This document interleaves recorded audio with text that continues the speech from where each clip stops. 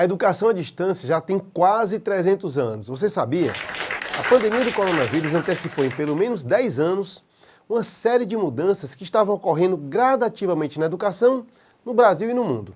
E a educação à distância, que já vinha em processo de forte disseminação, mas ainda enfrentava resistências, se transformou na única modalidade possível durante a fase de isolamento social. Eu vou sair daqui. O que poucos sabem é que a EAD já tem quase 300 anos. Há ainda os que confundem a educação à distância com a educação digital, mais conhecida como e-learning. Por isso mesmo, vamos explicar aqui como surgiu e evoluiu esse conjunto de ferramentas que permitem, desde o século XVIII, a formação de pessoas à distância. É isso mesmo que você ouviu. Nem precisa voltar ao vídeo para ter certeza. A EAD tem o seu primeiro registro histórico ainda no século XVIII, há quase 300 anos, na cidade de Boston, no estado americano de Massachusetts. É que no dia 20 de março de 1728, o professor Caleb Phillips decidiu ensinar taquigrafia na modalidade à distância. E ele teve a ideia de publicar um anúncio no jornal Boston Gazette, oferecendo aulas à distância para quem se matriculasse em seu curso. Aqui é necessário abrirmos parênteses para lembrar que, só quase 160 anos depois, por volta de 1886, é que surge o automóvel moderno, com o Benz Patent Motorwagen, do inventor alemão Carl Benz. E só em 1913 é que a linha de montagem para a fabricação dos primeiros Ford T começa a funcionar nos Estados Unidos. Isso significa que, quando o professor de taquigrafia criou a educação à distância, o automóvel ainda não existia. O trem também não existia. O trem só começou a operar nos Estados Unidos em 1835, com a conclusão de uma ferrovia ligando as cidades de Boston, em Massachusetts, e Providence, em Rhode Island. Vamos fechar esses parênteses deixando claro o ambiente no qual a EAD surgiu. Imagine como seria estudar por meio do recebimento de lições que eram enviadas pelo correio, numa época em que o correio operava com cavalos e carroças, já que não havia carros ou trens. Então devia funcionar mais ou menos assim. A pessoa recebia o jornal com algumas semanas de atraso, lia o anúncio, remetia seus dados e o dinheiro da matrícula em envelope pelo correio e algumas semanas ou meses depois passava a receber suas lições que certamente vinham a cavalo, já que esse era o único meio de transporte naquela época. E você aí reclamando das aulas online, não é? É verdade. Quer dizer, às vezes não. Em frente, depois dessa inovação por parte do professor de taquigrafia, o Caleb Phillips, vamos agora entender como a EAD se desenvolveu por todo o mundo, até chegar na modalidade de e-learning, ok? Só para não deixar nenhum fio solto, se você não sabe o que é essa tal de taquigrafia que o professor de Boston ensinava, então anota aí para dar um Google no termo, ok? Então, de 1728 até o registro seguinte que a história tem sobre a EAD, vamos até a cidade sueca de Lund. Em 1833, a Universidade de Lund passa a oferecer também um curso de composição à distância. E em 1840, na Inglaterra, o professor Isaac Pitman também passou a lecionar taquigrafia à distância, incentivando seus alunos a produzirem cartões postais com textos abreviados, que ele ensinava em seu curso. A retrospectiva histórica da EAD tem basicamente a seguinte dinâmica. Até os anos 1910, os cursos eram desenvolvidos por correspondência, exclusivamente com base em lições impressas.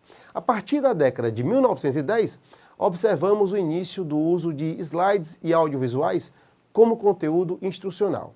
Entre as décadas de 1920 e 1940, o mundo enfrentou as duas grandes guerras mundiais. Mesmo assim, a EAD manteve-se ativa, usando principalmente o rádio como ferramenta para a transmissão de conteúdo. A partir da década de 1950, surge a TV, que viabiliza as primeiras experiências com os telecursos, que formaram e ainda formam milhões de pessoas em todo o mundo. Naquela época, a tecnologia de transmissão via satélite ainda não existia. Os filmes tinham que ser levados fisicamente até as cidades que reproduziam conteúdo para a população localmente assistida. No Brasil, essa foi a principal modalidade até o início da década de 1980. As telenovelas, por exemplo, eram transmitidas inicialmente no Sul e Sudeste, para somente depois os rolos serem levados às repetidoras nas demais regiões do país.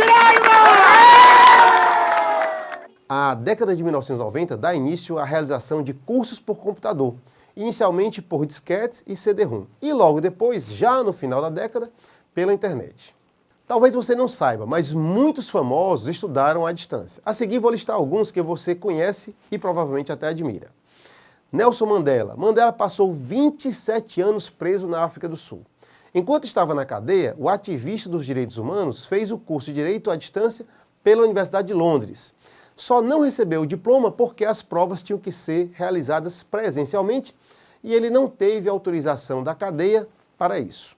Aqui uma curiosidade, se você gosta de cinema e quer conhecer mais sobre a história desse ícone dos direitos humanos, recomendo o filme Invictus, estrelado pelo Morgan Freeman no papel de Mandela e pelo Matt Damon. Esse filme tem a direção de ninguém menos que Clint Eastwood.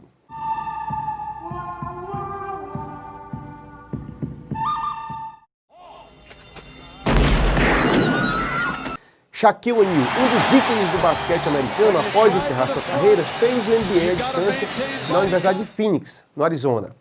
Arnold Schwarzenegger, I'll be back.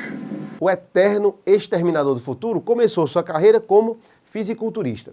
Foi um dos atores mais bem pagos de Hollywood e chegou a ser governador da Califórnia. Ele cursou marketing internacional e administração por correspondência ainda em 1979. Steven Spielberg, o diretor de Indiana Jones, Jurassic Park, Minority Report, Prenda-me se for capaz, dentre tantos outros sucessos, iniciou em 1965 uma graduação na California State University Long Beach, mas abandonou a faculdade. Completou o bacharelado em artes apenas em 2002, fazendo as matérias que faltavam à distância. A EAD no Brasil. O primeiro registro histórico da educação à distância no Brasil data de 1904, quando um anúncio no Jornal do Brasil ofertava curso de datilografia por correspondência. A partir daí, a prática se disseminou no país em jornais por todo o século XX, com encarte periódico de aulas nas suas edições. Outro marco da EAD no Brasil ocorre com a utilização da radiodifusão com fins educativos em 1936, com a instalação da Rádio Escola Municipal. Já em 1939 foi criado o Instituto Monitor, que oferecia cursos por correspondência considerados os mais antigos e conhecidos cursos à distância no país. O Instituto Monitor completou em 2019 80 anos e ainda oferece cursos agora também pela internet.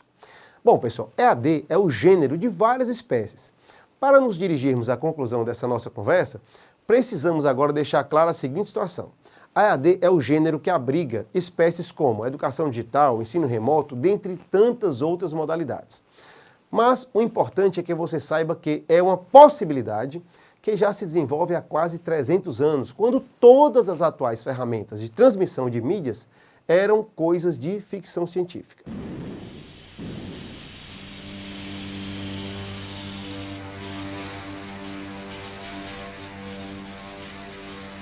Agora vamos tentar responder a duas perguntas sobre o futuro, certo? Primeira, o online vai substituir completamente o presencial? Eu creio que não. A pandemia forçou a degustação por parte de um grande número de estudantes. Da parte das instituições e professores, iniciou um movimento na direção do avanço tecnológico, até porque muitas das ferramentas que estão em uso já existiam há bastante tempo.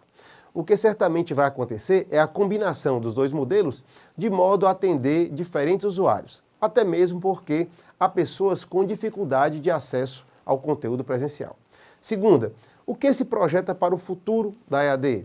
Certamente, a partir da massiva disseminação da tecnologia 5G, as possibilidades de aulas online vão ganhar uma nova interface de telepresença, com a viabilização de avatares holográficos que certamente vão povoar, vão habitar as novas salas de aula virtuais. Além disso, as aulas online ainda não fazem uso sequer de 10% de tudo que a tecnologia atualmente permite. O que temos na realidade ainda é a digitalização de um modelo que foi concebido há muito tempo. Bom, essas são as informações que eu queria compartilhar com vocês por enquanto. Se você tem interesse em ministrar aulas online, entre em contato comigo ou acesse o link que eu vou disponibilizar na descrição desse vídeo. Eu sou o professor Juraci Soares e volto com novas sacadas para você que deseja compartilhar seu conhecimento e ganhar dinheiro com isso. Até a próxima!